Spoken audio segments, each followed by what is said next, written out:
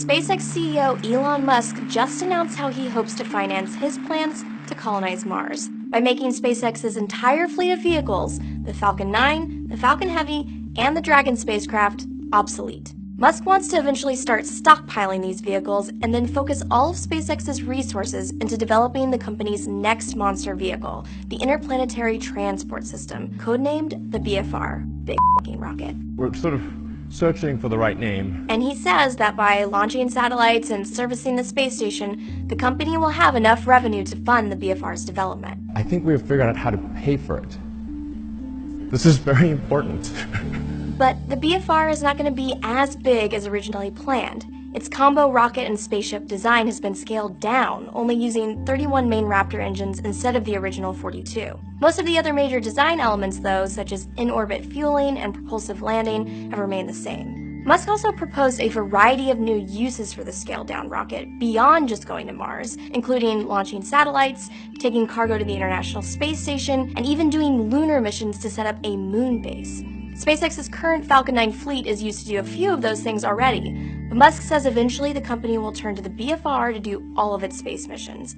By making the Falcon Heavy and Dragon redundant, the teams and resources dedicated to those rockets can be applied to the BFR. Musk says the cost of launching cargo on the BFR will be fairly cheap too, since the rocket and spaceship will be a fully reusable system, unlike the Falcon 9, which is only 70 to 80% reusable.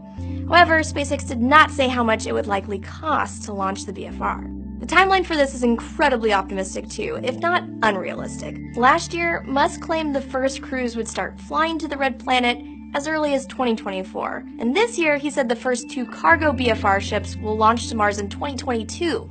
That's just 5 years to create an entirely new rocket, send it to another planet, and land it on the surface intact. If it does land successfully, it'll be the heaviest vehicle to ever make it to the Martian surface in one piece. And SpaceX has blown plenty of deadlines before. The company was supposed to start sending astronauts to the International Space Station as early as this year. Now, the absolute earliest is 2018 or 2019. The company also promised to launch its new heavy lift rocket, the Falcon Heavy, in 2013. The rocket hasn't yet flown, though Musk said it should launch before the end of the year. But even if these deadlines are met, there are still a lot of unanswered questions, such as what kind of habitats people will live in on Mars, or how a Martian colony would sustain itself.